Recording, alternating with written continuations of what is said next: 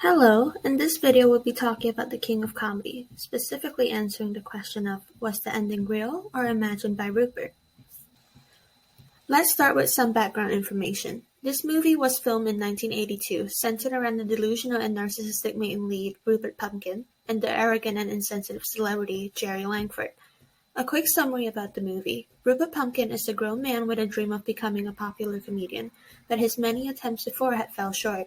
He sees Jerry as his idol and mentor, often harassing his workplace believing he has a chance after meeting him once. But after multiple rejections and rebuffs from Jerry and his staff, something snapped, and he decides to get what he wants the hard way. In short, it's about a wannabe comedian who wants to have his big break and is unafraid to go through great lengths in order to achieve them. The movie ends with Rupert achieving his goal to be the king of comedy. Though he threatened Jerry's staff to be on the show, his routine was a big hit, even including the truth about his actions. Despite going to jail, he obtained the fame and the talk show he always wanted. But, was it real? I argue no, and that the ending was just a fiction of Rupert's imagination. But why do I suggest this? A large factor of the argument is parasocial relationships, and it's defined as a one-sided relationship between the celebrity and their fans. And this can be seen when Rupert is having a pretend talk show with Jerry and his co-host, believing that they are partners or friends despite never meeting genuinely.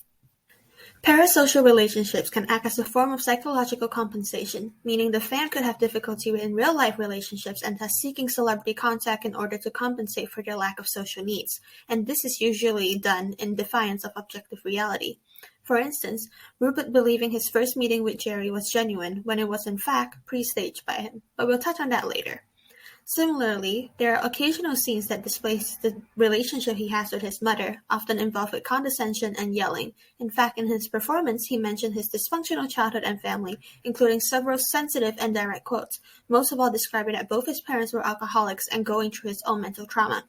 Hence, it's no wonder why Rupert is obsessed with Jerry, as Jerry is a form of comfort and relief from his everyday life, perhaps even the man he aspires to be loved and admired by everyone. This could be summarized with the quote that fans have attachments to unmet media that are in many ways directly parallel to actual relationships with real fathers, mothers, sisters, friends, and lovers. It's important to note that parasocial relationships involve both pre-stage and unstaged encounters. Pre-stage are planned events, including conventions, fan-oriented events, pictures, and autograph, all of which presents temporary mutual proximity. Meanwhile, unstaged encounters happen naturally, are more authentic, no regulations, the fan is in control, and it can't be fan-staged. Hence, fans can construct an unstaged encounter to appear more authentic, framing it in a way that seems pre-staged to avoid regulations of pre-staged encounters and the unpredictability of unstaged encounters. And we can see this at the start of the movie, where Rupert is seemingly trying to help Jerry get out of the rowdy crowd, but the real circumstances was to be able to have a private one-on-one conversation with Jerry as a form of repayment. There is also the issue of fantasy dichotomy, whereas fantasies involve social practices which in turn involve fantasies. Here, the celebrity is used as a resource for fans to construct or deepen their own self-identity. An example is when Rupert barged into Jerry's home uninvited with Rita, believing that he is close enough to Jerry to behave this way, and the fact that he knows Jerry's schedule and home address displays how absurd he is with his fantasies, as this information would only be shared amongst close friends or staffs of Jerry's. But why does Rupert believe he has a close relationship with Jerry? The answer is that TV shows allows fans to see the celebrities, but the celebrities can't see them, which connects back to the parasocial relationship. Additionally, unlike movie stars, celebrities on TV shows have to appear more approachable and less intimidating in order to be more relatable to the audience.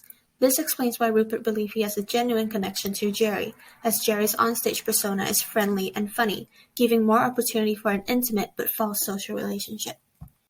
Parasocial relationships and its fantasies can be linked to celebrity worship. Worship means the excessive admiration from an individual, and whoever receives such attention is held as highest regard by the worshipper. Some say it's a new religion for fans to follow, and though it brings relief, it's also dangerous because it involves stalking and knowing every single detail of the celebrity's life.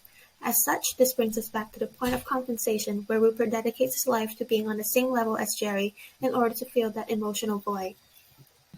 In conclusion, because parasocial relationships tends to be delusional, inspiring false relationships in order to compensate for lack of social needs, and its ties to celebrity worship, it's not unbelievable to say that the ending was part of Rupert's imagination. Combining his unhealthy relationships, desperation, and worship of Jerry, Rupert could imagine an end where he got everything he wanted in order to compensate for his otherwise miserable life.